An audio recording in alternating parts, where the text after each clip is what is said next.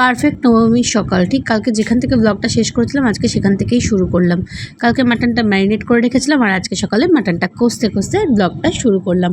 সবাইকে শুভ নবমীর অনেক অনেক অনেক শুভেচ্ছা। চলো দেখি সারাদিন আমরা কি করতে পারি না পারি। সোনামার এখানে স্নান টান হয়ে গেছে, দেখো পাটা এখন অনেকটা ঠিক হয়ে গেছে। আর এখানে ওকে মুসলি খাইয়ে নিচ্ছি, রেডি হয়ে গেছি। আমারও স্নান টান সব হয়ে গেছে, বেরোবো এক্ষুনি। আর তোমাদের ঠোঁটটার কারেন্ট সিচুয়েশান একটু দেখিয়ে দিই। মুখটা এরকম, এটা কি থেকে হয় কেন হয় সত্যি জানি না। অনেক ডাক্তার, বড় বড় বেলভিউয়ের ডাক্তার দেখানো হয়ে গেছে, ট্রপিক্যালও ঘোরা হয়ে গেছে। যাই হোক, চলো আমি তারপরে রেডি হয়ে গেছি, স্নান টান করে মেয়েও রেডি হয়ে গেছে এখানে ফ্রেশ হয়ে। আর এটা ছিল আমার আউটফিট আর এটা হচ্ছে সোনামার আউটফিট। সোনামার কোথাও বেরোনোর আগেই ঠিক এরকমভাবেই মুডটা অফ হয়ে যায়, আই ডোন্ট নো ওয়াই। তো যাই হোক, বেরিয়ে পড়লাম। বেরিয়ে পড়ে প্রথম যে ঠাকুরটা দেখলাম সেটা হচ্ছে হেদুয়া। কলকাতায় গেছিলাম আজকে সোনামাকে নিয়ে সকাল সকাল। হেদুয়া সার্বজনীনের ঠাকুরটা, মুখটা সত্যি অসাধারণ করেছে। তারপরে গেছিলাম হচ্ছে আমরা দেখতে সেটা হচ্ছে যে ওই ইয়ের প্যান্ডেলটা, যেখানে তোমার ওই বাচ্চাদের যেগুলো করেছিল গোপাল ভাঁড়, তারপর ওই কার্টুন ক্যারেক্টারগুলো নিয়ে যেটা করেছিল দর্জি পাড়ার ঠাকুর, ওটা মনে পড়েছে। তো সেটা দেখতে গেছিলাম হাতিবাগানে। পার্টিকুলারলি এই ঠাকুরটা দেখতে নিয়ে যাবো বলেই নিয়ে গেছিলাম, কিন্তু যেটা হলো যেহেতু এটা আমরা সকালবেলা গেছিলাম তাই ওদের লাইভ পারফরমেন্সগুলো কিন্তু কিছু হচ্ছিল না। নাহলে কিন্তু এখানেই কাশী বসলেন এটার নাম। তো এখানে কিন্তু লাইভ পারফরমেন্স হচ্ছিল সমস্ত কিছুর, ওই গোপাল ভাঁড়, তারপর নন্টে ফন্টে, এই দেখো হাদা ভোদা, সমস্ত কিছু লাইভ পারফরমেন্স এখানে কিন্তু হচ্ছিলো ক্যারেক্টারিস্টিকগুলোর।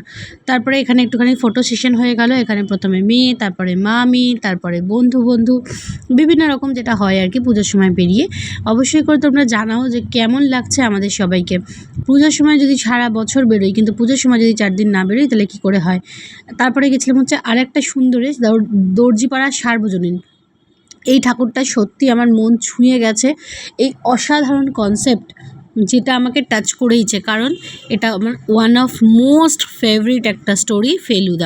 ফেলুদার গল্প আমার খুব পছন্দের। দেখো এখানে লেখা আছে রহস্য রোমাঞ্চ। সত্যজিৎ রায়ের ওপর থিম করে এই প্যান্ডেলটাও করা হয়েছিল, যেরকম সাউথে একটা দেখেছিলাম দমদমে, নর্থ সাউথে। তো ঠিক সেরকমই এখানেও এই ঠাকুরটা দেখলাম। ওখানে ছিল কনসেপ্টটা অন্যরকম আর এখানে কনসেপ্টটা অন্যরকম, কিন্তু বেসিক দুজনেই সত্যজিৎ রায়ের ওপরে করেছেন। ওখানে ছিল হচ্ছে মনে হয় ব্যোমকেশ বক্সী, আর এখানে হচ্ছে তোমার ফেলুদার ওপরে করেছে। পুরো ক্যারেক্টারিস্টিকগুলো এখানে সাজিয়ে তুলে ধরা হয়েছে। প্রত্যেকটা ক্যারেক্টারকে এখানে খুব সুন্দর করে এক্সপ্লেন করা হয়েছে, এত ভালো লেগেছে। এবং যেটা আর একটা জিনিস সেটা হচ্ছে রাত্রিবেলা এই যে জায়গাগুলো দেখছো এখানে কিন্তু লাইভ পারফরমেন্স চলছিল বিভিন্ন রকমের, সবাইকে সাজিয়ে এই যে দেখছো চেয়ার টেবিল যা যা ছিল সেগুলো সমস্ত কিছু এখানে পারফরমেন্স চলছিল, যেগুলো আমরা কিন্তু দিনের বেলা গেছি বলে পাইনি। গিয়ে সোনামা ওখানে একটা পুটকু পেয়ে গেছে, ঠিক দেখো 2 পুতুল। আমার এত মিষ্টি লেগেছে, আমি দুজনের একটা ছবি তুলে নিয়েছি। তারপর নিজেরও একটু ফটো সেশন করে নিলাম। তারপর এদিক ওদিক ঘুরে দেখলাম, খুবই সুন্দর জায়গাটা, এত সুন্দর প্যান্ডেলটা বানিয়েছে যেটা সত্যিই ভাষায় বর্ণনা করা সম্ভব নয়। আমার ভীষণ মন ছুঁয়ে গেছে, সত্যি বলছি এই প্যান্ডেলটা আমার ভীষণ ভালো লেগেছে। কারণ ফেলুদা কিন্তু আমার খুব পছন্দের একটা স্টোরি, খুব পছন্দের একটা সিনেমা। তো যারা ফেলুদা আমার মতো পছন্দের তাদের সবারই আশা করি ভালো লাগবে, কারণ এত মজার এত সুন্দর একটা ডিটেকটিভ গল্প। যাই হোক, সেগুলো হয়তো আর নতুন করে সৃষ্টি হবে না। এই জিনিসটা দেখো পুরোটা সুতো দিয়ে করা আছে, দেখো এদিকের ক্যারেক্টারগুলোর সাথে এদিকের ক্যারেক্টারগুলো পুরো সুতোয় আটকানো আছে। আর এই পুরো জিনিসটা দেখা যাচ্ছে একটা নয় 3টে মিররের মাধ্যমে। এই প্যান্ডেলটা কিন্তু খুব সুন্দর করে সত্যিই ফুটিয়ে তুলেছে। পুরো প্যান্ডেলটা যদি তোমাদেরকে দেখাতে যাই তাহলে অনেকটা বড় হয়ে যাবে ব্লগটা, তাও এই প্যান্ডেলটা আমি ম্যাক্সিমাম নেওয়ার চেষ্টা করেছি, যতটা নেওয়া পসিবল হয়। সমস্ত জিনিসগুলোকে এই দেখো যেখানে কীরকম ক্যারেক্টারের কাট আউট করে রেখেছে, পুলিশ থেকে শুরু করে ফেলুদা থেকে শুরু করে এবং মানে সমস্ত কিছু, তোপসের ক্যারেক্টার সমস্ত কিছু। তারপরে যাই হোক, উনি একটা ওখানকার প্রেসিডেন্ট, যেটা হয়েছে উনি এসে সোনামাকে একটু আদর করেছিল। সোনামা সঙ্গে সঙ্গে ঘুরিয়ে জিজ্ঞেস করেছিল হোয়াট ইজ দিস, খুব চিৎকার করেছিল। সেটা ওনাকে এত বেশি ভালো লেগেছে, সেই জন্য উনি তাড়াতাড়ি করে ছবি তুলেছে সোনামার সাথে। তো প্রেসিডেন্টও ওনার সাথে ছবি তুলে নিয়েছে। ম্যাডাম এখন সেলিব্রিটি হয়ে গেছে। এইসব করে তোমাদেরকে দেখাচ্ছি। দেখো ছবিগুলো শুধু দেখো, এগুলো যে কি অসাধারণ সামনে থেকে দেখতে লেগেছিলো জাস্ট বলে বোঝাতে পারবো না। ওই সিগারেট ধরার স্টাইল, ওটা তো একটা আলাদাই জিনিস। যারা আমার মতো ফেলুদার লাভার তারা বুঝবে। আর এখানে দেখো সত্যজিৎ রায়ের যেহেতু এত বইয়ের কালেকশন, উনি যত বই লিখেছেন এগুলো রিয়েল নয়, বাট এইভাবে ওই সেলফটা করা হয়েছে। তারপর দেখতে গেলাম আরও একটা ঠাকুর, এই ঠাকুরটাও আমাদের হেদুয়া হাতিবাগানের মাঝখানে। তারপর আর এক জায়গায় গেলাম, এইখানে ছোটো একটা প্যান্ডেল, বাট খুব সুন্দর লাগলো, যেখানে সকালবার নবমীর একটুখানি হোমটা দেখে নিলাম টুক করে। মায়ের ইচ্ছা থাকলে সবই সম্ভব, দেখো সেটা বলো মায়ের ভোগ খাওয়া থেকে শুরু করে মায়ের অঞ্জলি দেওয়া থেকে শুরু করে সব কিছুই। তারপর একটা জায়গায় খেতে গেছিলাম, দেখাই তোমাদের জায়গাটা। এটা হচ্ছে হাতিবাগান ক্রসিং, যেখান থেকে তোমাদের শোভাবাজারের দিকে যাচ্ছে, ঠিক মান্যবরের উল্টো দিকের গলিটা। এখান থেকে এসে এই সর্ষে পোস্ত, এই রেস্টুরেন্টটা কতটা কে নাম জানে আমি জানি না, বাট বিশ্বাস করো অসাধারণ লেগেছে। আমরা ভাবতে পারিনি, আমরা যাবো ভেবেছিলাম সপ্তপদীতে, কিন্তু সপ্তপদীতে আউটলেটটা এখন এখানে নেই।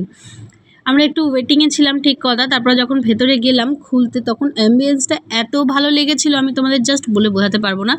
নট অনলি অ্যাম্বিয়েন্স, ওদের কিন্তু খাবার দাবারও অসাধারণ। এত সুন্দর একটা জায়গায় গেছি, তো ফটো সেশন মাস্ট, তো ফটো সেশন করে নিলাম একটুখানি সবাই মিলে। আবার গোটা রেস্টুরেন্টের ভেতরটা ছিল হচ্ছে তোমার মধুবনী ওয়ার্কের ওপরে, হ্যান্ড ওয়ার্কের ওপরে। খুব খুব খুব ভালো লেগেছে সত্যি বলছি, ওদের ব্যবহার, ওদের সমস্ত কিছু, অ্যাম্বিয়েন্স, খাবার দাবার সব কিছু। আর এইটা একটুখানি টুক করে শুনে নাও।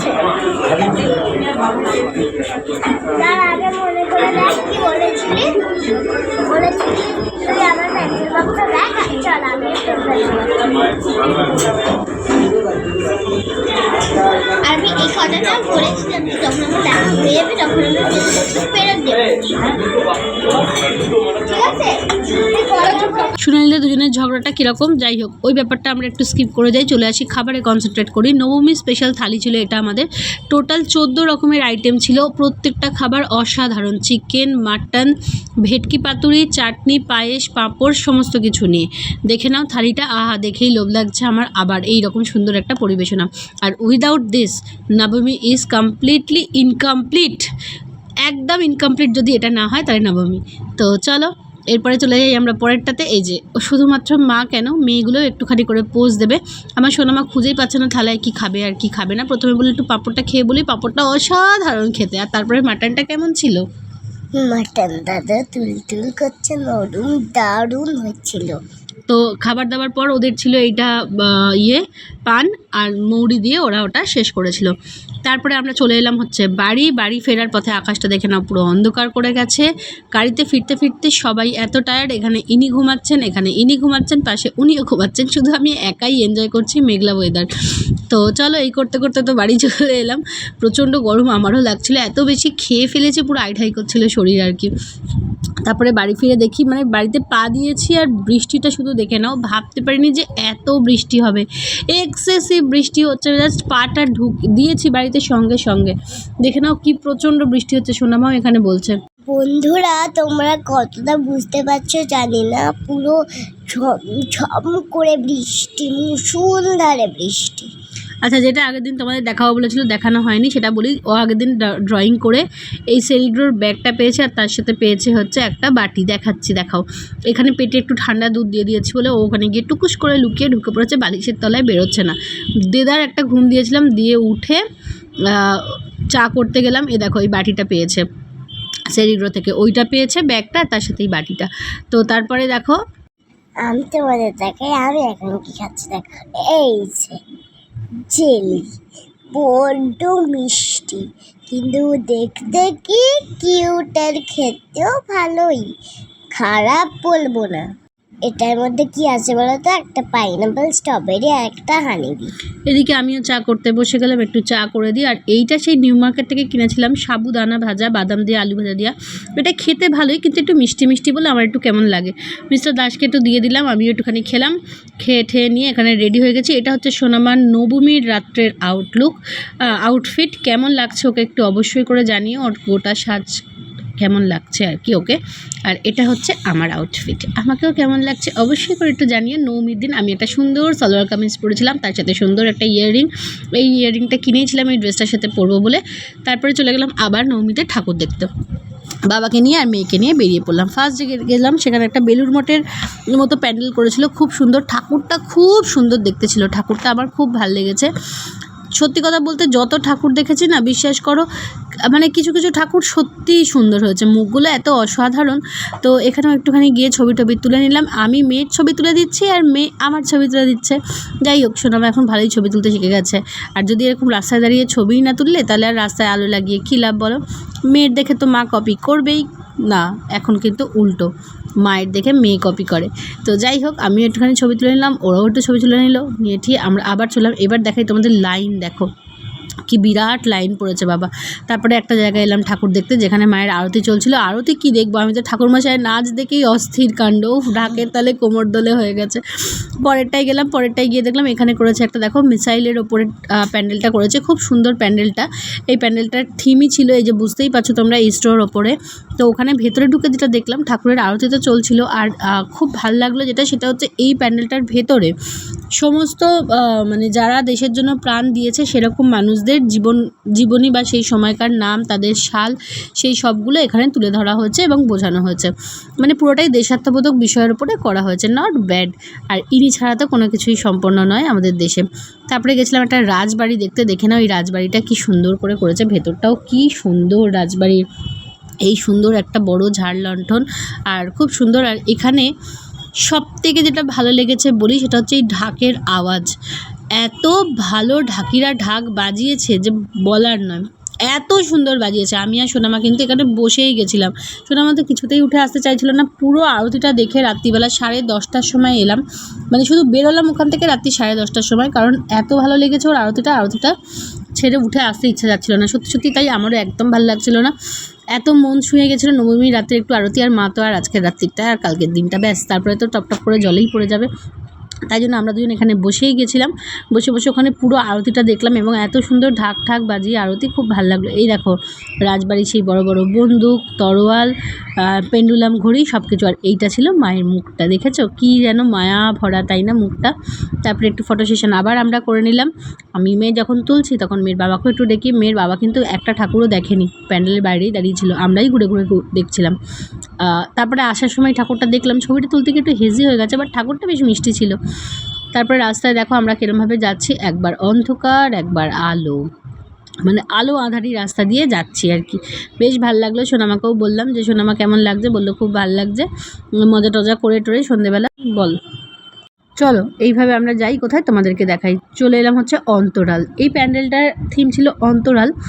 ভেতরে ঢুকে দেখলাম আমরা গর্বিত, আমরা বাঙালি। হ্যাঁ, কেন আমরা গর্বিত? তাদের নিয়ে যারা আমাদের বাঙালি হতে গর্বিত করেছে, তাদের নিয়ে, যেরকম বিদ্যাসাগর মহাশয়, রবীন্দ্রনাথ ঠাকুর, নজরুল ইসলাম, এদের সবার উপর থিম করে এই প্যান্ডেলটা করা হয়েছে। এই প্যান্ডেলের ঠাকুরটাও কিন্তু খুব সুন্দর হয়েছিল। তারপর বেরিয়ে পড়ে গেলাম আরও একটা প্যান্ডেলে। এখানে গিয়ে দেখলাম যে এখানের থিম ছিল হচ্ছে সাঁওতালি থিম। দেখো সাঁওতালি মুখোশ, আদিম যুগের মানুষের মুখোশের ওপরে এই থিমটা করে এই প্যান্ডেলটা করেছিল। নয় করে এবছর অনেক ঠাকুর দেখলাম। আমি কিন্তু এত ঠাকুর প্যান্ডেল হপিং করি না, তবে হ্যাঁ কোথাও কিন্তু লাইন দিয়ে ভিড়ের মধ্যে ঠাকুর দেখিনি, শুধুমাত্র চেতলা অগ্রণী ছাড়া।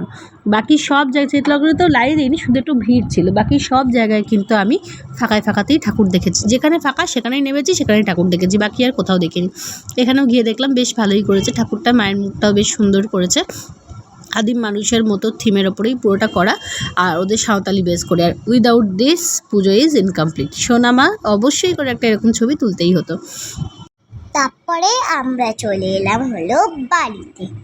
তোমাদের আমাদের পুজোর ব্লগগুলো কেমন লাগছে জানিও, ভালো লাগলে প্লিজ একটা লাইক আর কমেন্ট করে সাবস্ক্রাইব করে পাশে থেকো। তো চলো, খুব টায়ার্ড, আমিও খুব টায়ার্ড, তো চলো আজকের দিনটা এরকম ভাবেই শেষ করা গেল। না কি করছি দেখো, আমি খুব টায়ার্ড। তারপরে কি করছি দেখো, এই যে চাউমিন নিয়ে এসেছি, তো আজকে ডিনারে চাউমিন থাকবে, আর থাকবে কোল্ড ড্রিঙ্কস। এই বোতলটা শেষ হয়ে গেছে, আরও একটা বোতল এসছে। চলো আজকে ব্লগটা শেষ করি, টাটা। আর আবার কালকে একটা নতুন ব্লগ নিয়ে চলে আসছি, তো টাটা। সবাই ভালো করে বিজয়া দশমী কাটিও, সাবধানে থেকো, সুস্থ থেকো। টাটা।